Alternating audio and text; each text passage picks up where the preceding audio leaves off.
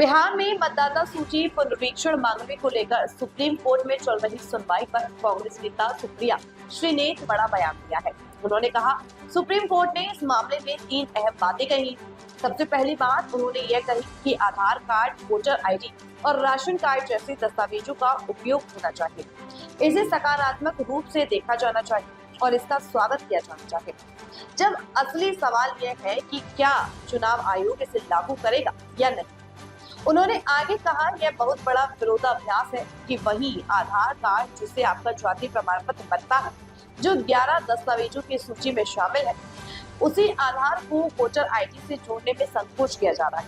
यदि आपका आधार card bank खाते से लिंक नहीं है, तो सरकार आपकी सहायता राशि रोक सकती है, लेकिन उसी आधार पर आपको वोट डालने की अनुमति नहीं दी जाती। सुप्रिया श्रीनेत ने कहा कि सुप्रीम कोर्ट ने बिल्कुल तर्कसंगत और जरूरी सवाल उठाया है और अब बारी चुनाव आयोग की है कि वह इस पर क्या कदम उठाता है।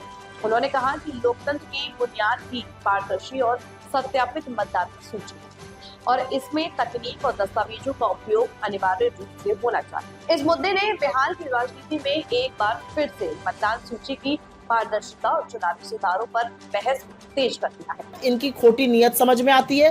पटना में आधार माना जाएगा, सीमांचल में नहीं माना जाएगा, ये कैसे स्वीकार्य हो सकता है? एक ही आयोग 2 तरह के कानून कैसे बना सकता है?